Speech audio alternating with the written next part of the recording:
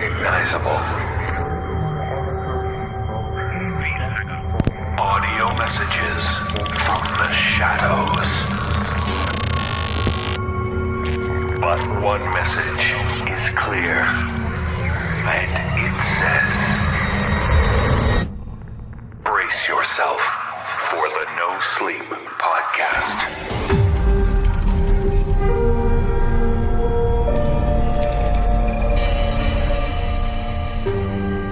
По окончании записи нажмите на символ решетки.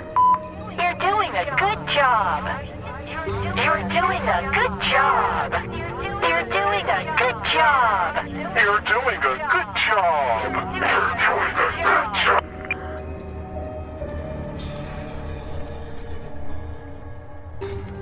Season 22 is rolling on, and so is December. As the holidays and the new year approach, it's easy to get caught up in the hustle and bustle of this busy month. We're glad to be along for the ride into the dark, wintry night. We hope our horror stories provide a nice backdrop to all the other festivities of the season.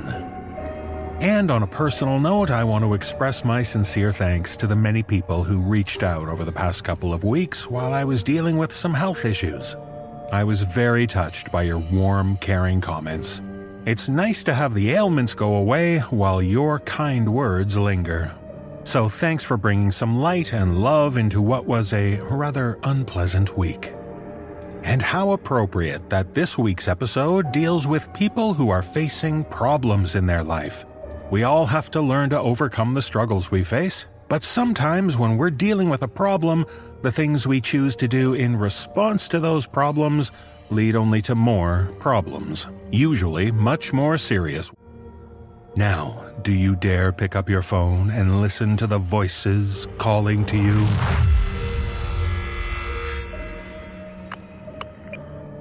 In our first tale, we meet Lynn. She's in a situation many of us can relate to. Not a lot of cheese in the old bank account. Imagine her surprise when a mystery deposit shows up. But in this tale, shared with us by author Blair Daniels, she soon realizes the money doesn't belong to her, and the big question now is, should she keep it or not? Performing this tale are Aaron Lillis and Kyle Akers. So keep track of your dollars and cents. You don't want to get caught off guard by unknown bank deposits.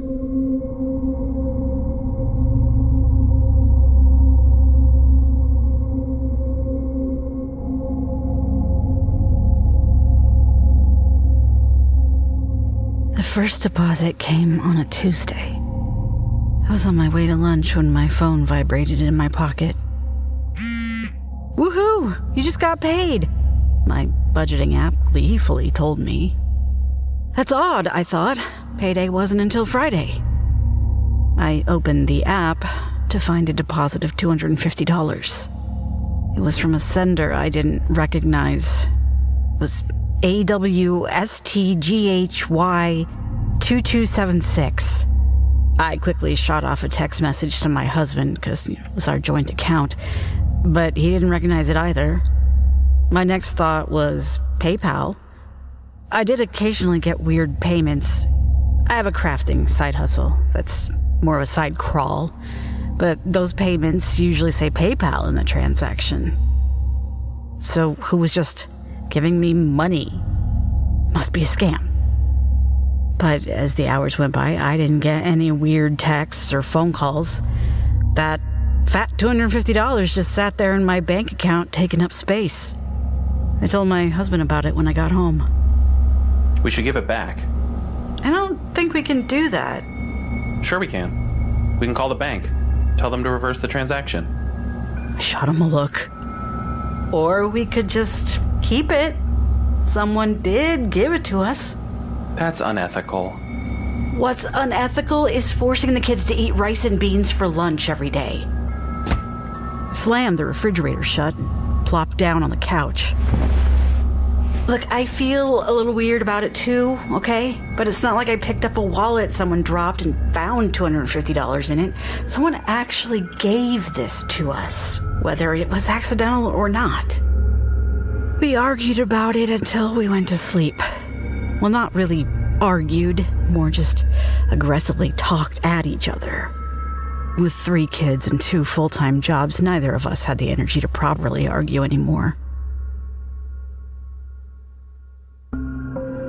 When I woke up the next morning, there was a text from an unknown number waiting for me. At 2:13 p.m. today, go to the corner of 12th Avenue and North Street. Take a photo of the short man in the black coat. What the heck? But Jerry had already left for work. I'd tell him about it later, the weird text from a wrong number. As I got the kids ready for school, I couldn't stop smiling. Tomorrow, you guys are gonna get a special lunch, not rice and beans. Something really good, I told them as we walked down the driveway. After waving to them on the bus, I left for work. But then another text came in as I was riding the elevator up. If you want to keep the $250, take the photo. My throat went dry. It wasn't free money. Some weirdo wired $250 to me. The elevator doors slid open and I stumbled out. How do they have my number? Is it someone I know? I glanced around at the hall of cubicles with the people I'd worked side by side with for 5 years. Ed is weird enough to pull some shit like this. But then I frowned. If Ed were wiring me $250, he'd be asking for a photo of something else. I set my phone face down on the desk and got to work. I didn't spend another thought on the text. I pretended it didn't even happen. I just focused on my happy little spreadsheets, on the upcoming presentation, and hoped it would all go away by 5. It didn't. At 2 o'clock sharp, my phone buzzed loudly. And when I pulled up the text, my breath caught in my throat. Why haven't you left yet?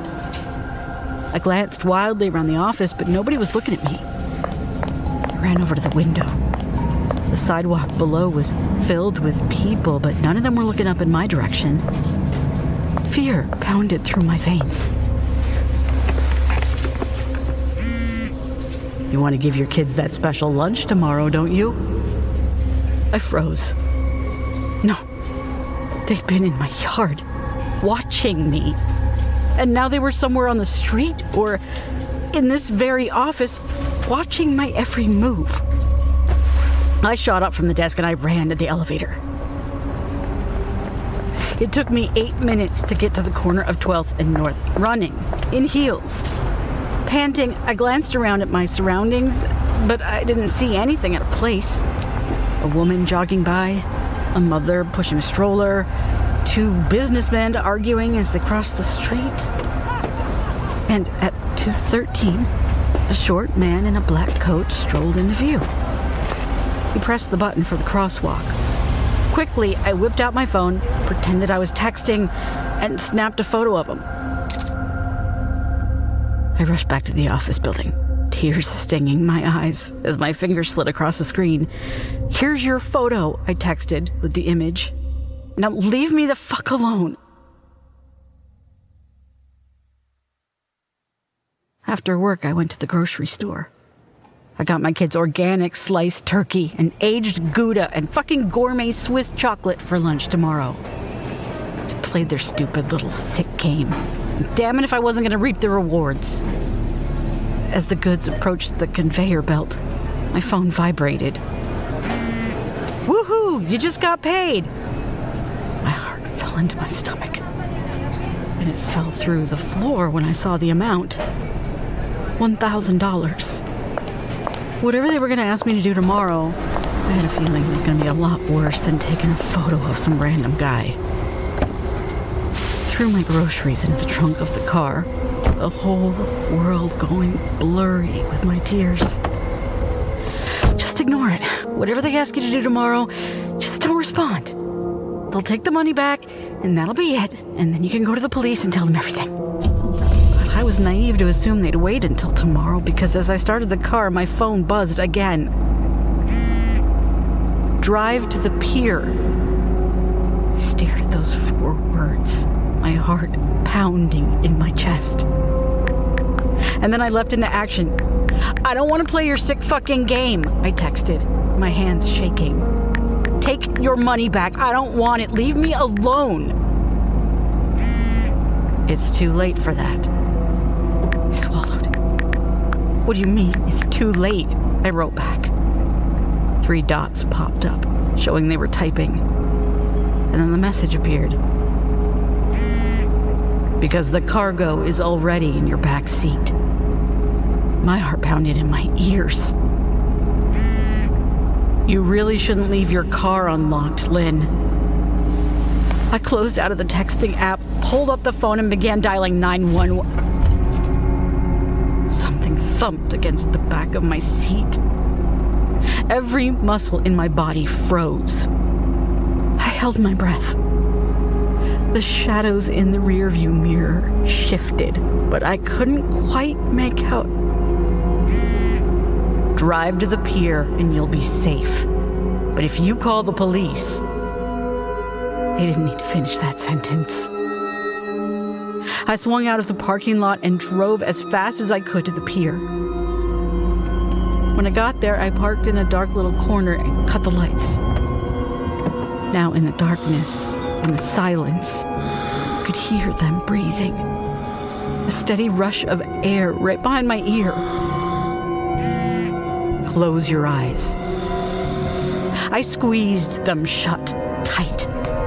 Rustling movement in the back seat, and then the open and close of a car door.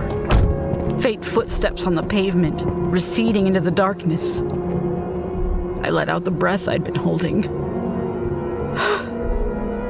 I don't know how long I'd been sitting there with my eyes closed, but I finally felt like it was safe to open them when I hadn't heard the footsteps in a long time. I sobbed as I drove home, so thankful I was alive, praying that this whole nightmare was over.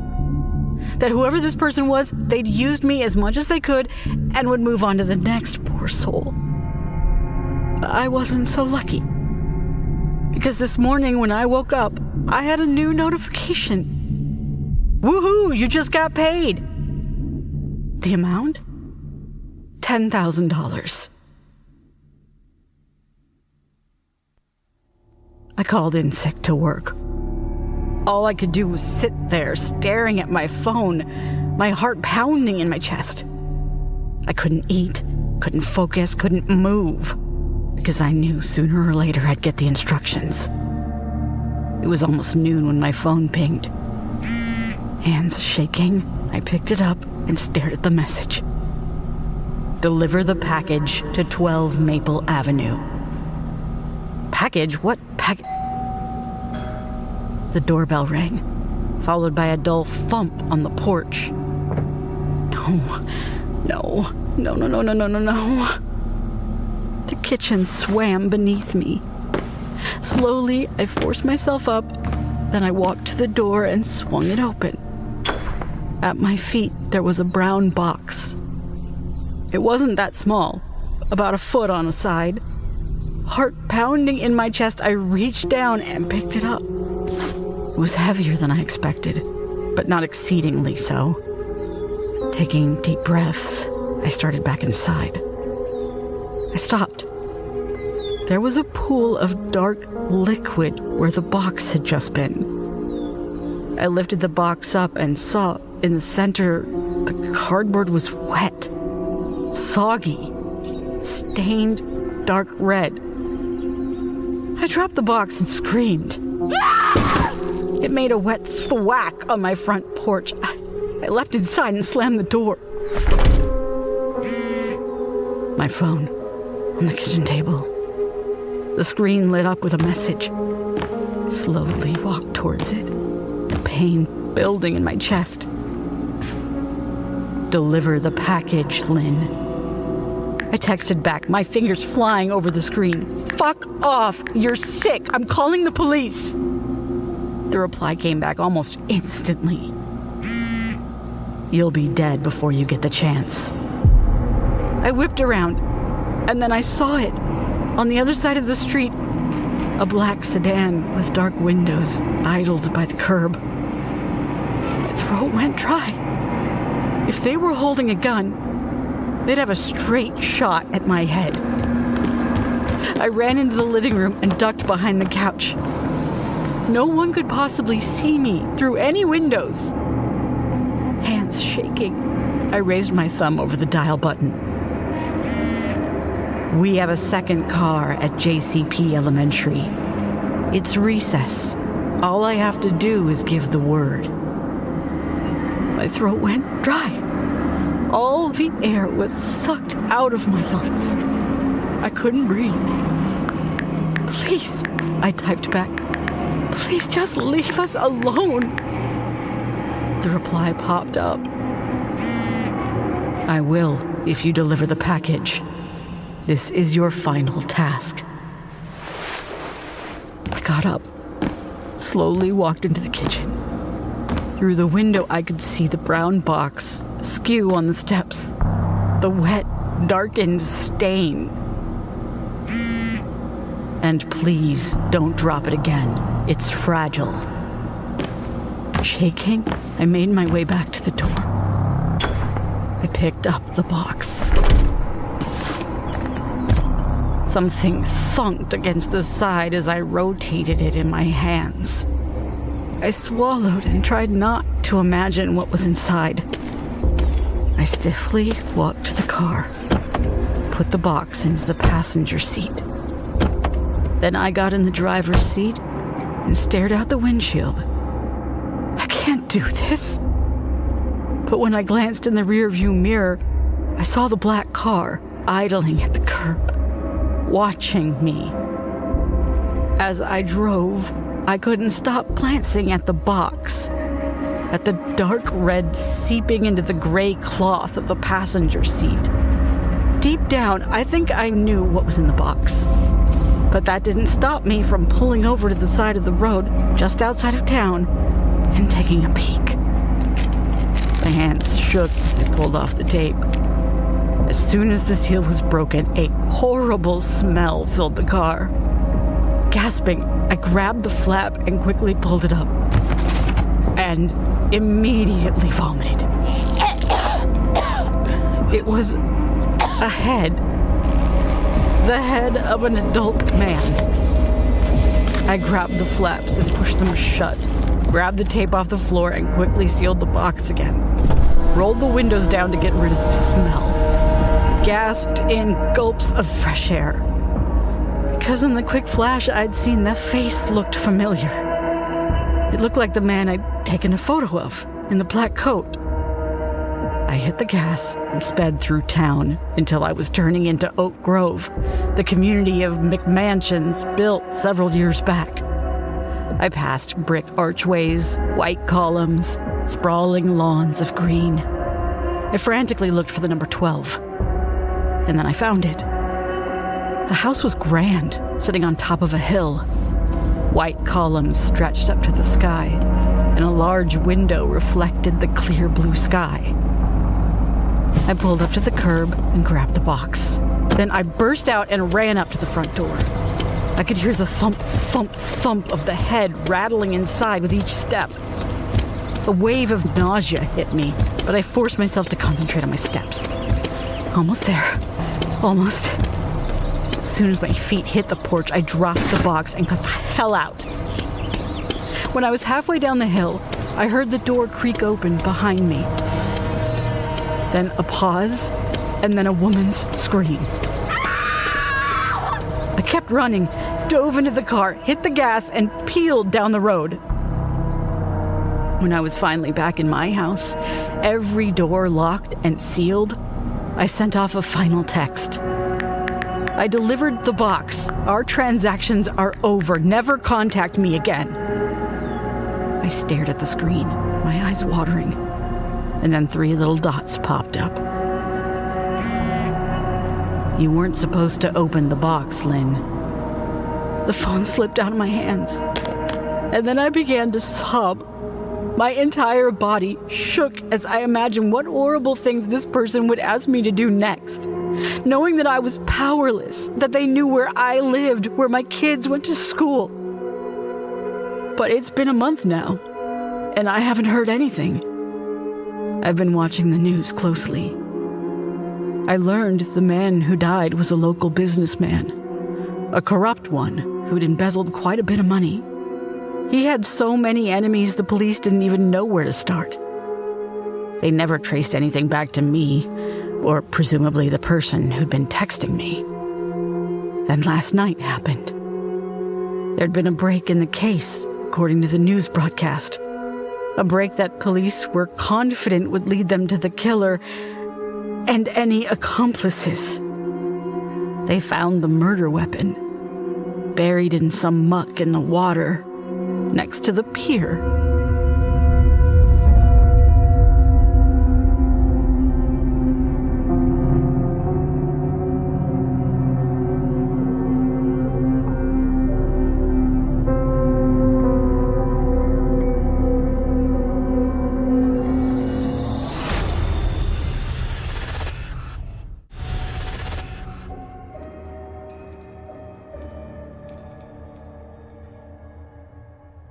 Not many of us can actually relate to the nightmares of ghosts and demons, but when it comes to real-world nightmares, far too many people can relate to the horror of being in a horrific car accident.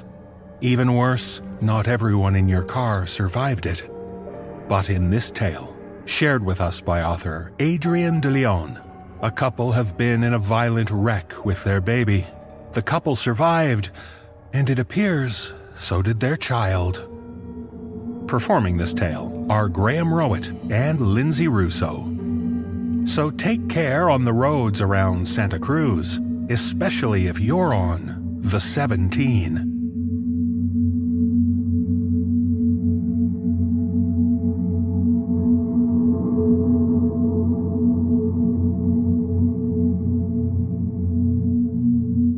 When I woke, one of us was crying, but I don't remember which. Lying next to each other in bed, one would flinch whenever the other got close. One room over, there's an infant crying, and one of us gets up without saying a word to lull the child back to sleep. We haven't spoken in some months, since shortly after we visited the in-laws, really. An old house on the outskirts of Santa Cruz. We took Highway 17. Sharp, hard turns. The traffic never seems to want to slow down unless there's an accident. It feels as if you're either gliding downhill with the wind on your back or trudging an incline in the rain. One of us was driving, and the other was dozing off in the passenger seat. We were driving out to introduce our newborn to the in-laws. You've never seen a more gorgeous child than our baby Rosie. I was never even particularly fond of babies. Always liked children, but babies were just loud, sticky things. Not Rosie. She made eye contact with you and really smiled at you. And I know they all say they don't socially smile until later, but Rosie really looked right at you and reminded you what the sun feels like. One of us had always told the other, "Don't take the 17, Mark. I hate the 17. Just go around." And the other had said, "It's late and I don't want to be driving all night. You'll feel better if we get there quicker." One of us returns from the other room. The baby isn't crying anymore. Neither of us go back to sleep. The morning sun has that hazy blue dawn light, and it's beaming in through the window by our beds. Birds are singing. It's beautiful out. Neither of us say anything to each other. Not anymore. That night when we were driving, one of us had said to the other, "Careful, careful, careful! Honey, we're gonna be a statistic if you keep driving like this. Slow down, you're speeding." The other said, "I'm only going 60. The speed limit is 50! We're in California. If you're not going 15 over the speed limit, then you're slowing down the rest of traffic. Babe, look at all these cars passing us." I don't give a shit what the other cars are doing. If the speed limit is 50, then just drive 50. Evie, do you want to get there or not? Because I read that slow drivers cause accidents more often than fast drivers. You are so making that up. There really was no better relief than when we finally pulled into the driveway. They'd always wanted to be grandparents, and for years we didn't think having children would be possible. It made Rosie's smile seem even brighter. We finally got pregnant after we had just given up as well. It was funny how it worked that way.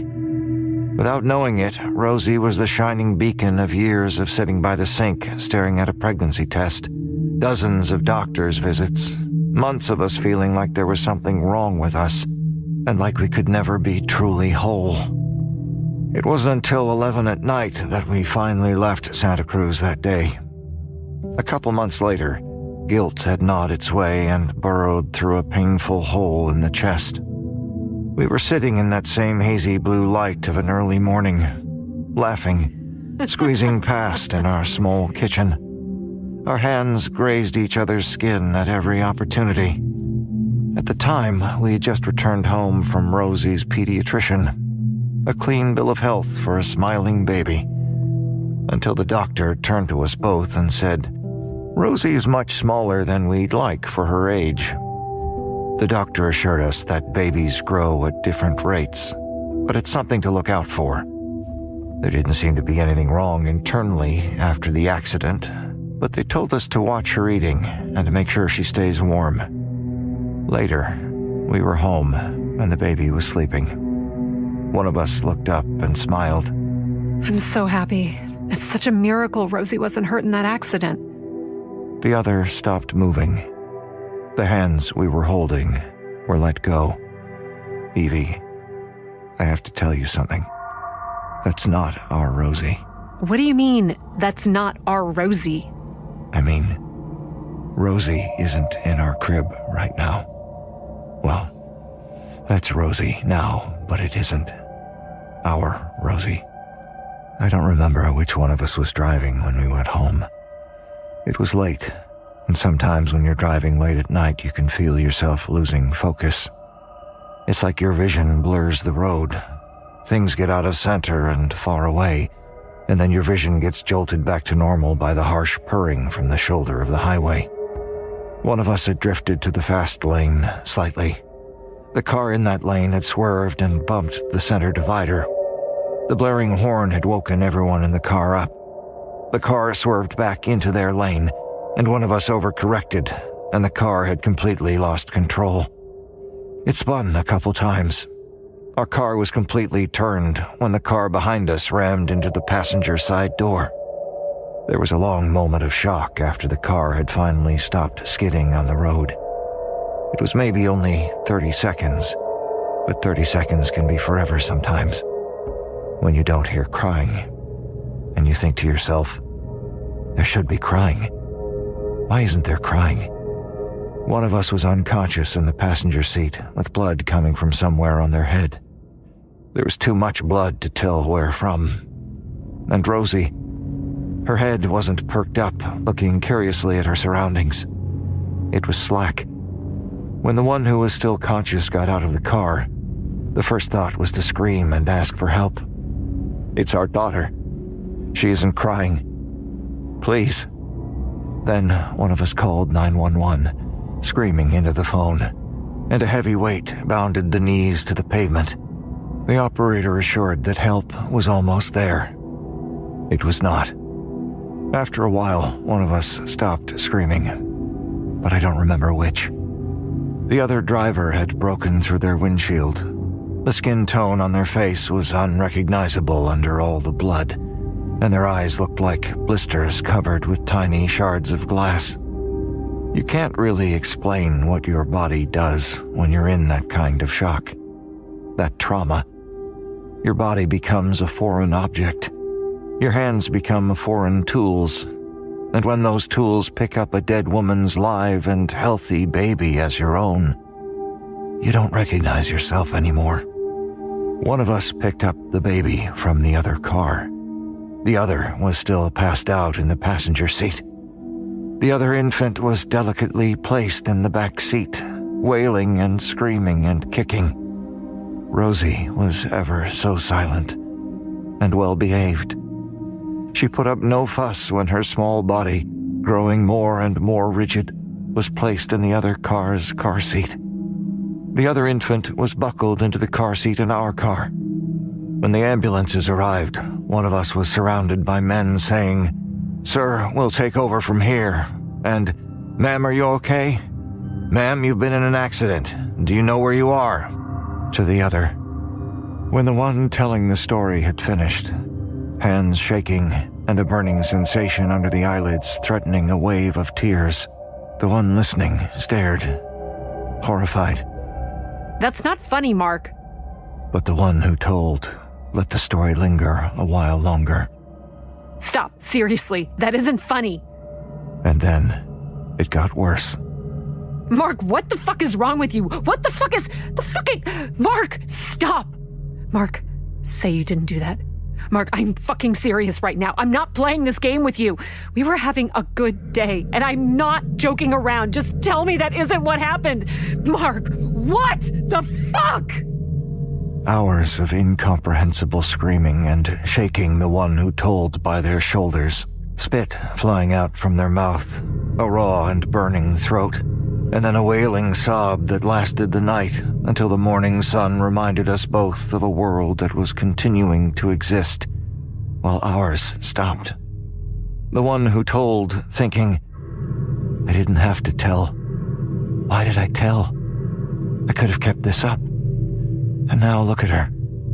Look at the pain I've brought her. But I had to tell her. And she'll learn to love the baby. Hell, she's already been loving that baby."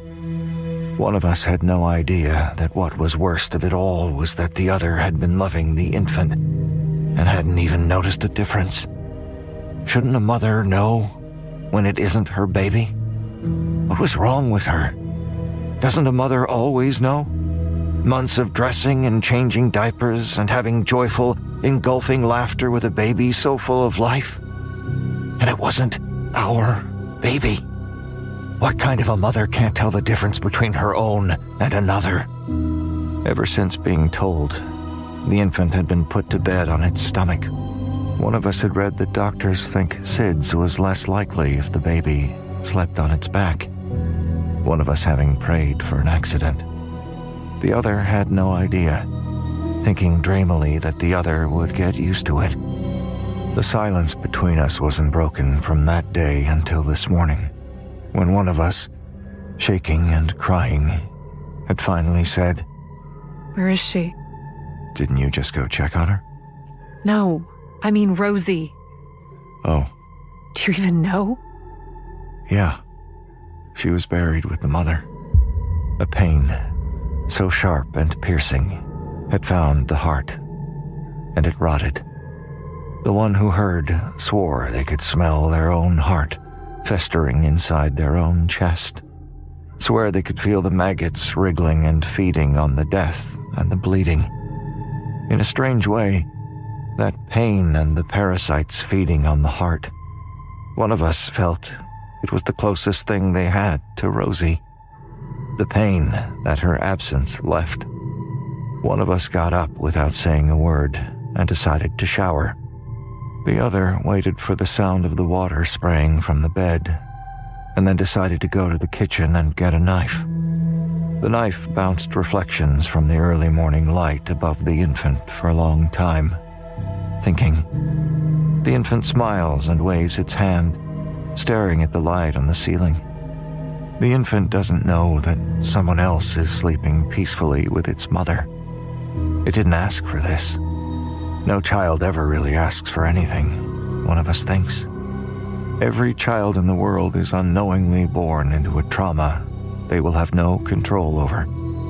When one of us gets out of the bathroom, the other plunges the knife into their stomach. Blood mixes with the water on their abdomen, following trails down their legs and pooling on the carpet. Then they fall into their own pool of blood without having a word to say about it. No arguments, just acceptance. It's comforting that way to the other, that even if it wasn't expected, maybe it wasn't surprising. And if it wasn't surprising, that must mean it was warranted. They leave the baby in the crib, smiling and laughing, full of life and potential. When the sun has finally risen over the horizon, and light fills the house no differently than it has every single other day, the morning traffic begins outside, and the world keeps on living. One of us is dying, and the other is leaving, but I don't remember which.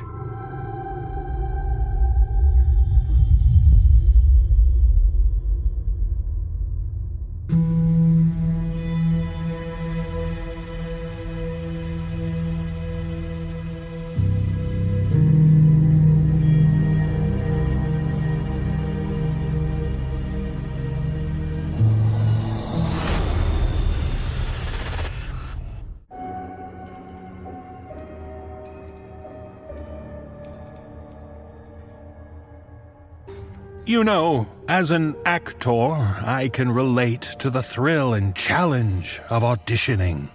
And if you're trying to get cast in a new play with lots of improv, well, that can add to the thrill. But in this tale, shared with us by author Andrew Osborne, we meet Jenny. Her audition will push her in ways that make things feel more like fact than fiction. Performing this tale are Sarah Thomas and Mike Delgadio. So learn your lines, but if you really want to inhabit your character, you'll want to learn all about improvisation.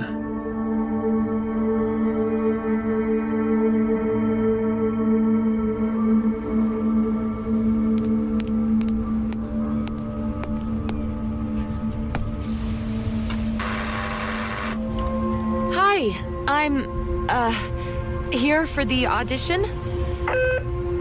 Hi, I'll buzz you in. Suite 103. I'm afraid our Wi-Fi's out, but we've got the actual paper and some ink magazines to enjoy while you wait, and I'll be with you in just a minute.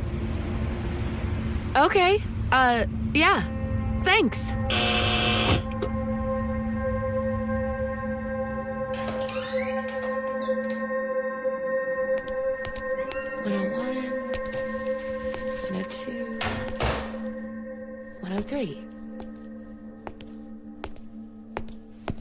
Mr. Arbus?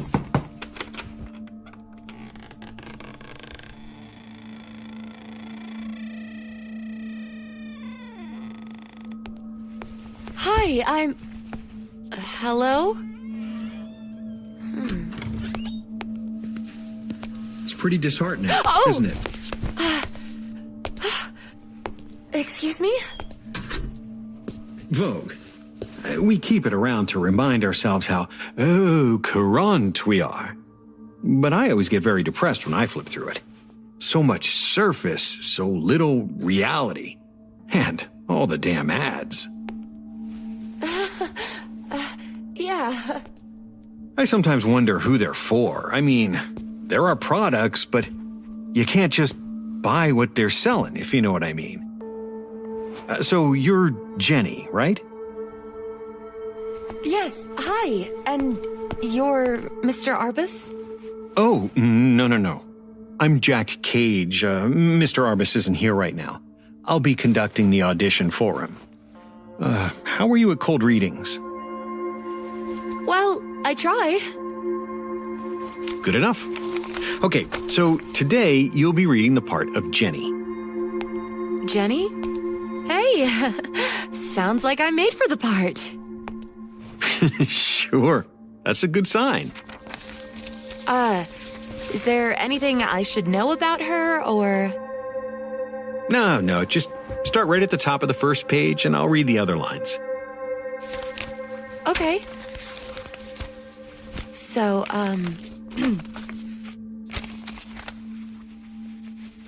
hello? And, should I follow the stage directions, or...? Yeah, just go ahead and pick up the magazine. Good. Okay, and thumb through it. Right. It's pretty disheartening, isn't it? Excuse me? Vogue. We keep it around to remind ourselves how, courant we are, but I always get very depressed when I flip through it. So much surface, so little reality. And all the damn ads. I sometimes wonder who they're for. I mean, there are products, but you can't just... I'm sorry, but, what's going on? You have done cold readings before, haven't you? Yeah, of course, but that's not... Is there a problem? Oh, come on. You're going to pretend I shouldn't find something strange about reading a script featuring me and the man who's supposed to be auditioning me? Is this some weird theater game? I don't mind that kind of thing, you know? I've played gelatin before, raspberry, but I don't like head games. Now tell me, are you Mr. Arbus? No, I told you, I'm Jack Cage. I'm the writer. And believe it or not, you're holding the actual script for the actual production you're auditioning for. And the two characters are... Named Jenny and Mr. Arbus. Yes. Well, you don't expect me to think that's a wild coincidence, do you? Yeah, I'm a writer, which by definition means I generally need money. I have an especially hard time because I don't write things that are, commercial, let's say.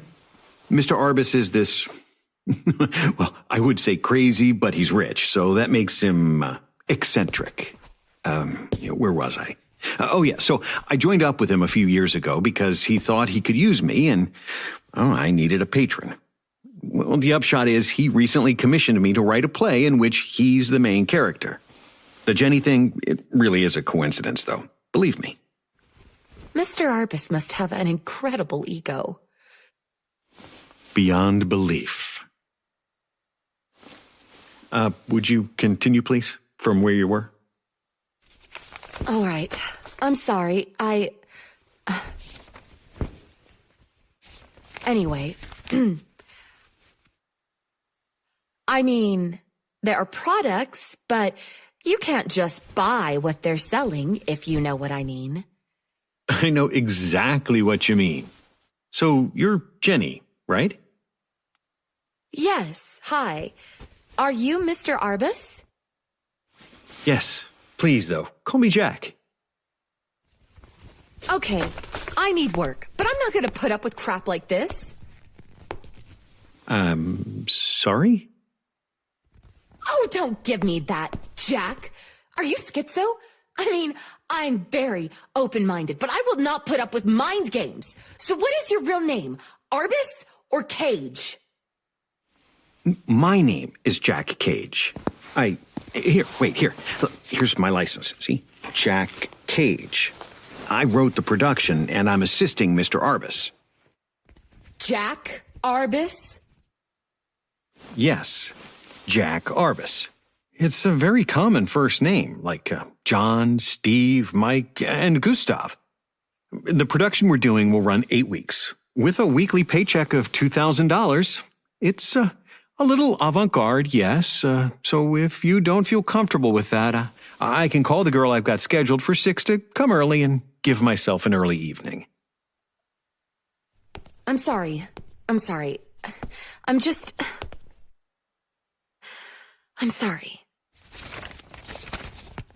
Where should I take it from? Are you? Are you Mr. Arbus? Yes, please, though, call me Jack. Okay. I have a good friend named Jack. Oh, yeah? Well, it's a fairly common name, like John or Steve or Mike. Or Gustav. Yeah, or Gustav. Do you want a drink? I'd love one. You wouldn't believe the time I had getting here. The roads were all backed up. I think it was a broken sewer main or something, 'cause there was this unbelievable stench and, oh, I shouldn't ramble on. Do you have something you want me to read? I have a monologue prepared. Nah, I don't want to see you as anyone else yet. Just be yourself for now. That's the one I always have trouble with. No, just kidding. It says here I drink. No. See, I don't drink. Well, then just pretend. So, tell me about yourself. Do you get away from the city much?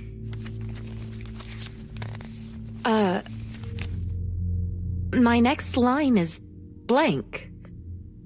Yeah, that's right. At certain points in the script, I want you to improvise. Just go with it. So, do you get away from the city much? Well, I try not to.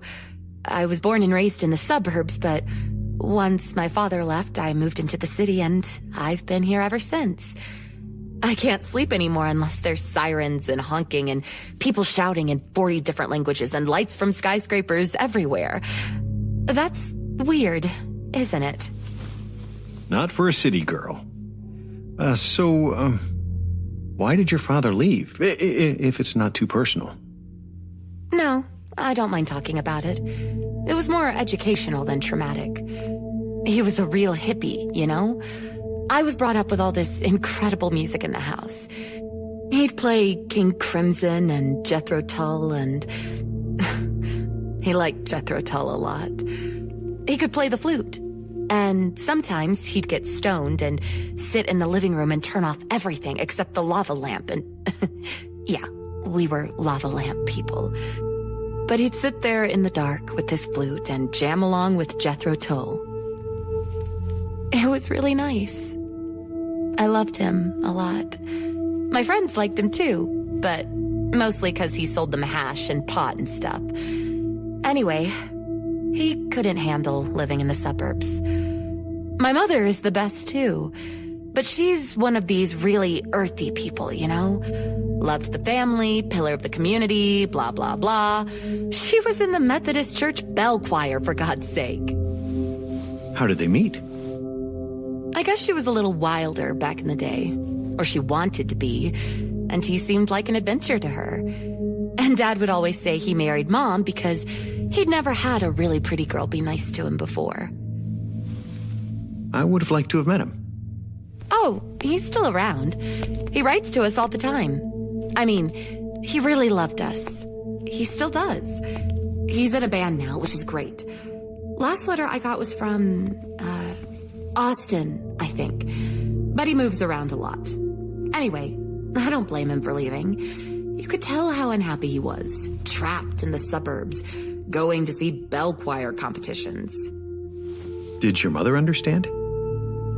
Well, no, but... well, now she does. But then, like, she wanted to have her cake and eat it too, you know? Like a domesticated wild animal. It just doesn't happen. And, well, it got pretty hairy at the end. Some nights were great, but then sometimes you just felt how tense everything was. And he'd start snarling instead of talking, and they'd usually end up screaming at each other. I hated that. And I knew he hated it. And Mom... So what finally happened? One night, he hit her and knocked her down. He didn't even hurt her or anything, but that was it. It was just too obvious. He looked at us both, and it was really quiet, and then he just walked out the door. A few days later, when Mom and me were both out of the house, he picked up some of his stuff. But now everything's cool. She's seen him a few times since then, and she always comes back glowing. It's like they were meant to be together, but not together, you know? Yeah. Yeah. Is there anything else you want to know? No, that's perfect. Okay, we're going to start in again at the top of page 4. Oh, I think I'm missing a page here, Jack. What's that? The last line of my script is, you were right before. There is no... I think I'm missing a page. Oh, sorry. I've got another copy in my briefcase. Hang on. It's okay. Just keep going. Right. Okay. Why do you want to know all that? I like to get some feeling about the people I'm going to be working closely with.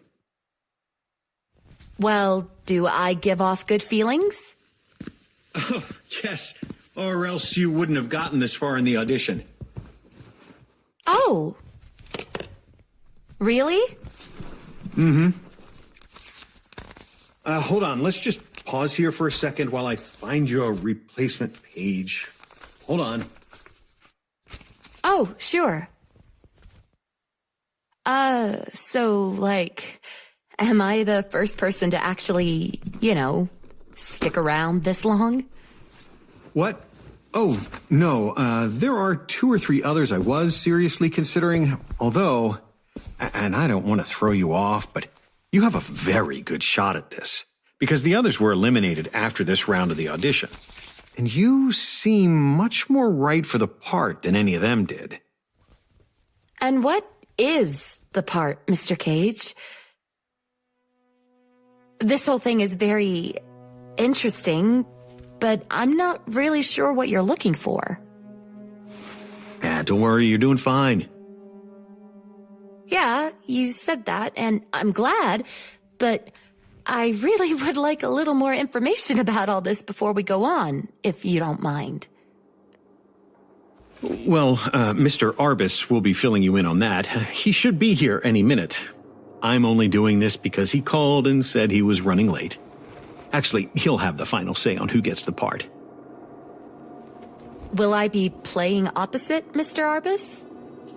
That's the plan. And I'll pretty much be playing myself, right? More or less, yeah. And will this production take place in his bedroom, or is there a couch down here I haven't seen yet? Excuse me? I'm sorry, but I just figured out what's going on here. You don't have a real script.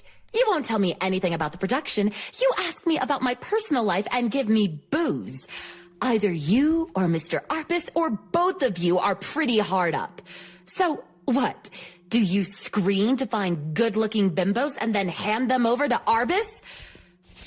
Oh, Mr. Arbus, will you really put me in your show? What?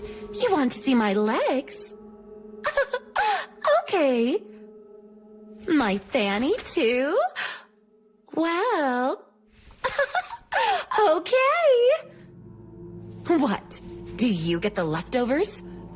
Hey! I'll admit, it's clever, but I ain't no bimbo. Jenny, listen.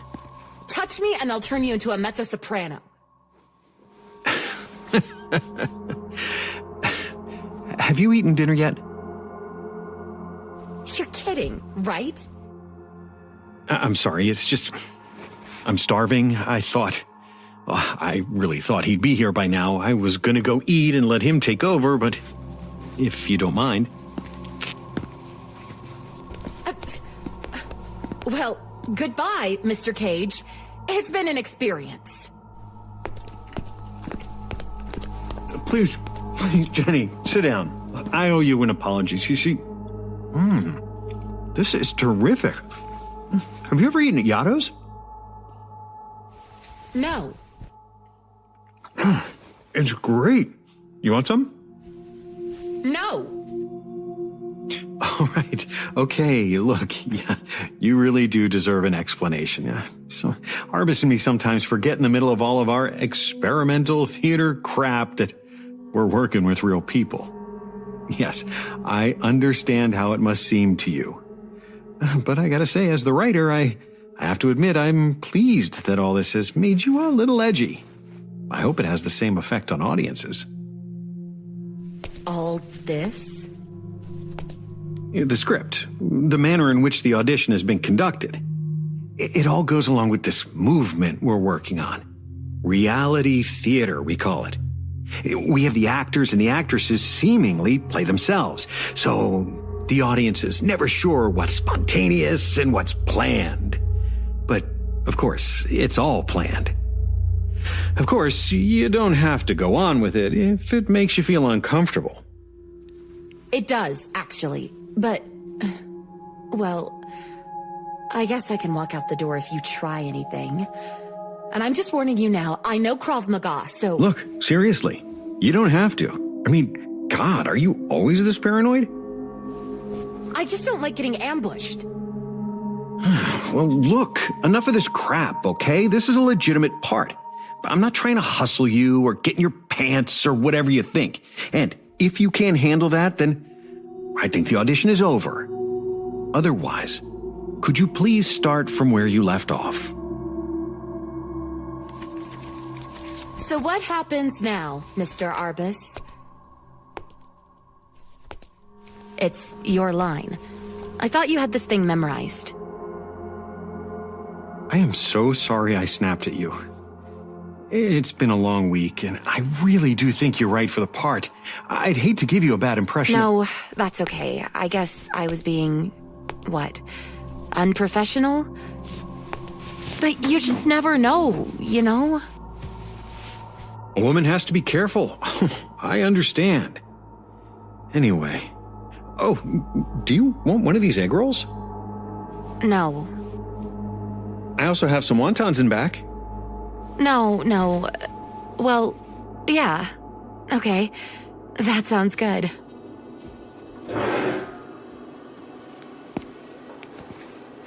So, should I start again? Yes, please. And you're right. I do have the whole thing memorized. Yeah, start from... So what happens now, Mr. Arbus? Now, we have some wontons. Do wontons... Wait. How did you... Okay, sure. So, do wontons have meat in them? I've been vegetarian for about a year now. For moral or health reasons? Health, I guess. Good, because I noticed you were wearing a leather belt. I hate moralistic vegetarians who wear leather belts. I'm not wearing a belt. What?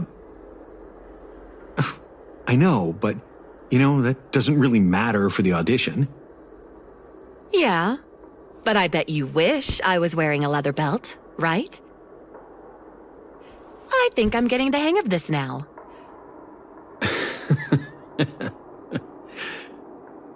I am a vegetarian, though. Another wild guess, right? Okay, take it from, well, what's in it? Well, what's... These are meatless. Thanks. So, Jenny, you wanted to know more about the project? Mm-hmm. Well, it's a love story.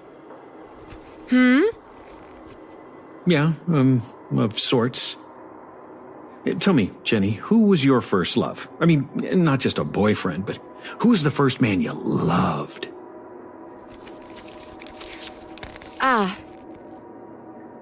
It's blank again. Improvise. Yes, please. I guess... Well, no. It would have to be Nathan. Nathan. How old were you? Oh, it was my junior year in high school. He was older, and he really knew all the ways to sweep me off my feet. He knew just what to say, what to do, and he had the most incredible butt. But anyway, so yeah. What else do you want to know? You've been in love. And I suppose you've been lonely. Bottom of 9. Yeah, of course. Everybody has. No. I don't mean between lovers. I'm talking about feeling like you don't belong on the planet lonely. Like you might as well be from an extinct species. Yeah, I know the feeling. And what do you do about it? I have a few drinks, I see a good movie, anything until the feeling goes away. But what about when it doesn't go away? When it starts to ache? I guess, well, everybody, you know. You just have faith that, well, things go in cycles, right? You're lonely, but eventually, you know, in time it passes. You've just got to like yourself and hope. I mean, everybody... Everybody? I'm not talking about everybody. Maybe I should have been more specific. I'm not talking about everybody. I'm talking about me. So don't give me that advice that everybody could take, okay? You've just gotta like yourself. You gotta have heart. God. How frigging trite. I expected a little more from you, Jenny. You're really disappointing me here. Hey. Let me tell you a little about myself, Jenny. Maybe that would help. I'm probably the richest guy you know. I started out with more than most people end with, and I kept going from there. I've never failed, not with money, not with my career, not with women, certainly not with women. You know, I was the second one in my graduating class at Milton Academy to French kiss, and the first to go all the way. I beat out the whole varsity football team.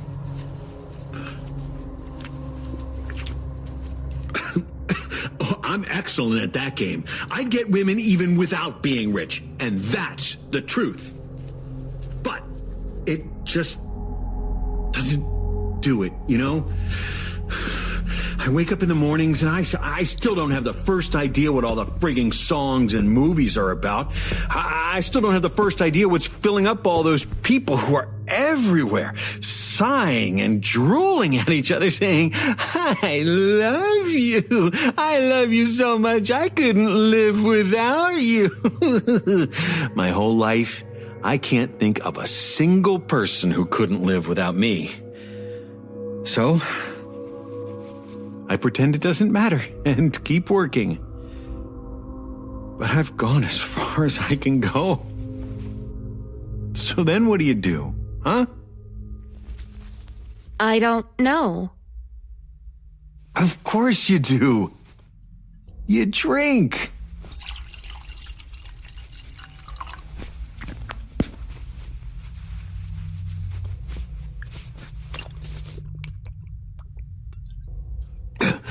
I drink a lot. Wait, is this a method thing or... I mean, I don't think you should... I howl at the moon. I give myself little projects to keep myself busy, but it just doesn't do it. I just keep getting hollower and hollower. It doesn't go away. It's like I don't exist.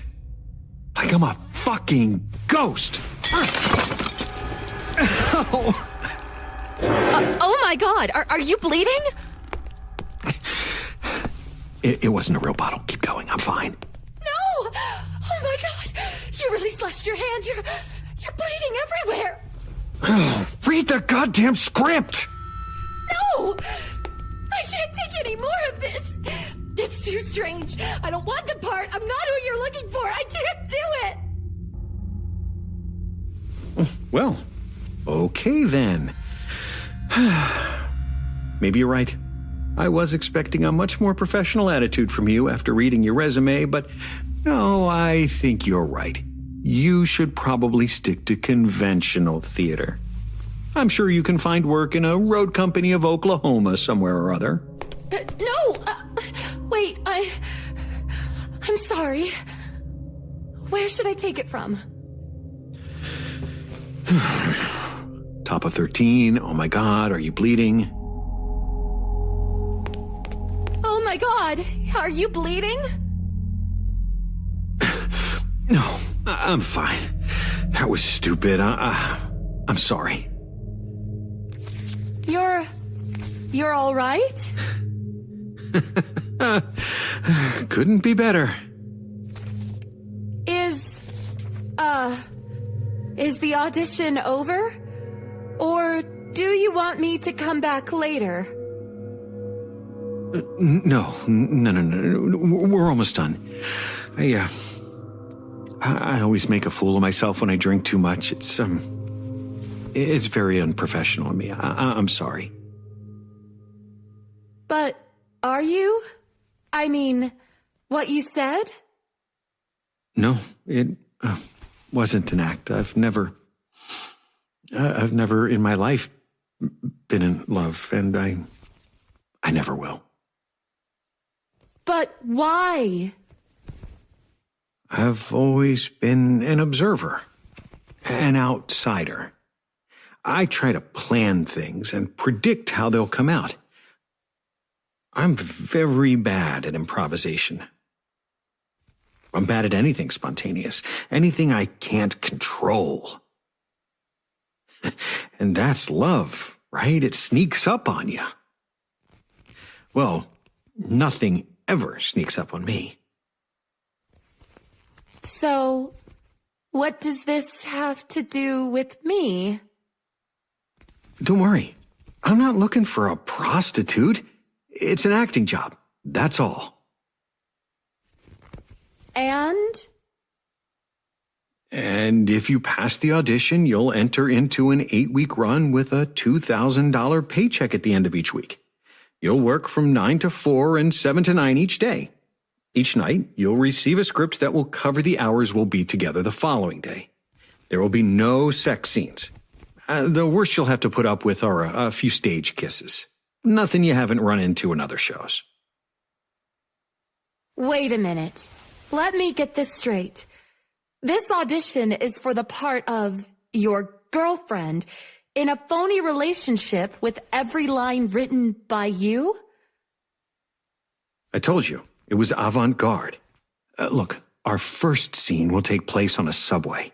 You'll be reading the movie listings in the paper, and I'll ask you for the time of the first show at a local art house. We'll enter into a spirited discussion of the director's work. It's a really charming scene. In the next scene, we go to the movie and realize we've got a strong interest in one another, and so on for 8 weeks. We fight, we make up, and in the last scene, you leave for a great job in Europe because you can't give up your career to accept the marriage proposal I make to you. But we part as friends and go on with our lives, and your contract expires. So, there you are. What do you think? I think you're nuts. That's all. Nuts. If you were describing me to friends, the only word you'd use would be nuts. Well, that's depressing. You want to know what's depressing? You're depressing. This is the most pathetic thing I've ever heard of. I can't believe you're serious about this. I am. But why? What's the point? What sort of satisfaction could you possibly get out of this? I have my reasons for doing it. What? It's ridiculous. You'd always know it was an enormous lie. I don't see how either of us could keep a straight face through any of it. I wouldn't have any problem, and I'm prepared to pay a fair amount of money to the actress who can take it seriously. Make it seem real. I don't know. Look, do you remember the guy who surrounded those little islands in Florida with bright pink plastic and called it art? I read something once about a man who paid thousands of dollars to own the idea for a work of art. 10,000 lines, 3 inches long. That was the idea. Now, those guys were crazy. I'm just eccentric. Like I said, just think of it as avant-garde theater. But what is it, really? Oh, I love this one. I waltzed with Maria Schumacher to this song in 7th grade. The first time I was ever that physically close to another person. Would you care to dance? Is this more of the audition? In a way. Actually, I just feel like dancing. Wait, is this for real or for the script? Both, I guess. I mean, you don't have many lines during the dancing scene, so you could just dance some, if you wanted to. Why don't we just take a break from the script altogether? I'll dance, but I want to dance with you, not Mr. Arbus. It does all get a little confusing. I need to take a reality break myself from time to time. It's not so crazy as it seems, and I hope you don't think I'm a lunatic. Tell me, be straight with me, please. I am auditioning for a play, right? This pre-written romance thing. That's not true, is it? No. Don't worry. Look, it's almost over. I'm pretty sure you've got the part, if it's any consolation. Just a few more pages. But I'm warning you, it does get a little stranger. Oh. Good. Keep smiling. And I really do hope you don't think I'm insane despite it all. No. You write some weird stuff, but you seem fairly normal. Whatever that means. Thanks. That's always reassuring to hear. Yeah. This could be fun. Oh, sure. Well, we should finish up. It's getting late. All right. I enjoyed the dance. Me too. Okay, middle of 20, we've skipped over the dancing scene where you keep trying to figure out why Mr. Arbus is doing it, blah, blah, blah. Start with, you don't think. Yep.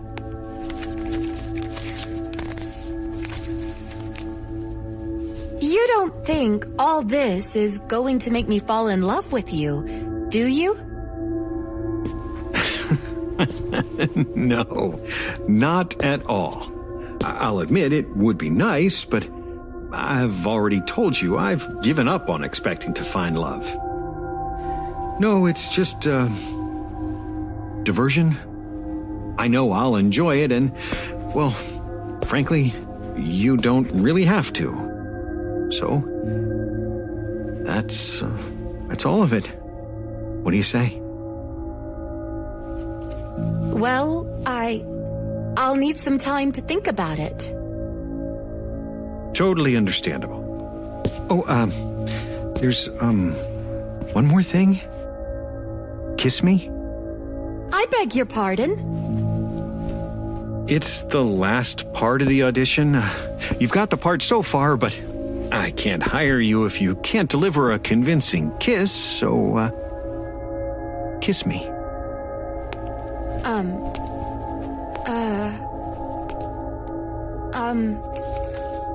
Top of 21. So, do you,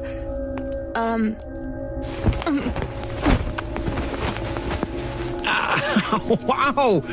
You nearly broke my freaking tooth! Sorry. You could have just said, let's skip the kissing scene. Oh, you didn't have to headbutt me. I'm sorry. I really am. I'm sure you can kiss. Yeah. Oh God. Let's try again.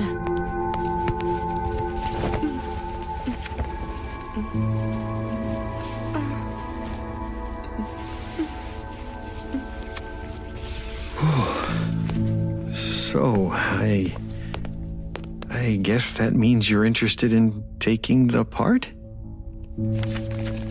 Middle of 21, right?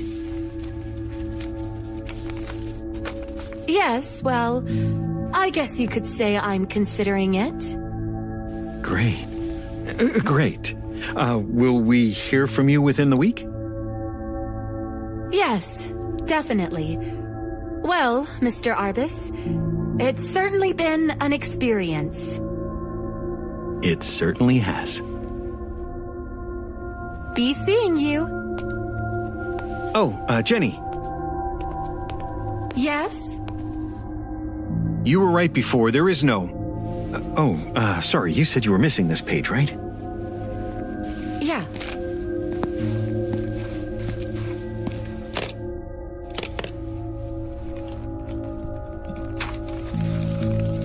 Okay, this is the home stretch. Here.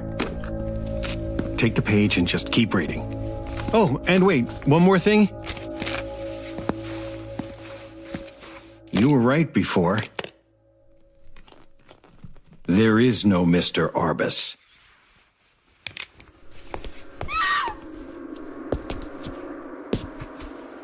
Read. A gun! Oh, come on. It's a prop. Can't you tell when something's real or not? But where was I? Oh, yeah. You guessed it immediately. There is no Mr. Arbus, except in my mind. But I'm no schizo. I consciously created him. He's the fictional version of myself. I can control him, what he says. And everything I said here as him was true of the real me. Do you get it? Yes. Please, stop shaking. Don't give me those wild, terrified eyes. Nothing is going to happen to you. I just wanted someone with me before I died. What? Everything I said was true. I've never found love. I never will. I know that. I can't stand the loneliness anymore. It's corny. I realize, but I have everything I've ever wanted. And it's nothing with no one to share it with. So, that's it. Thank you for being with me. There's a check in the briefcase for $2,000 for your time. And you can explain my reasons to the police. You're my living suicide note. Goodbye, Jenny. It was nice meeting you. No!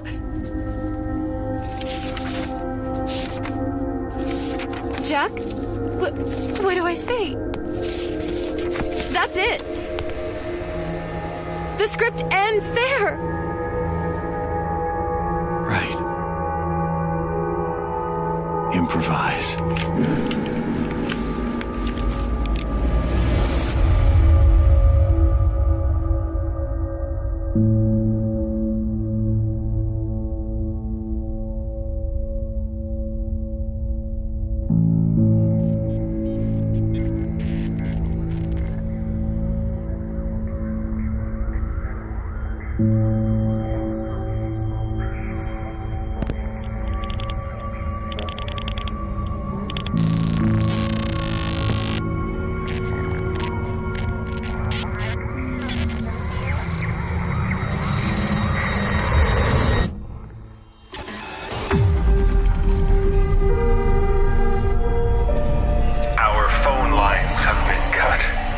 cell signals are lost.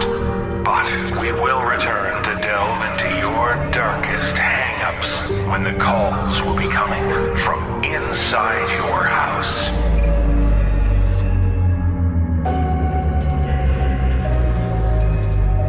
The Nosleep podcast is presented by Creative Reason Media. The musical score was composed by Brandon Boone. Our production team is Phil Michalski, Jeff Clement, and Jesse Cornett. Our editorial team is Jessica McAvoy and Ashley McAnally. To discover how you can get even more sleepless horror stories from us, just visit sleepless.thenosleeppodcast.com to learn about the Sleepless Sanctuary.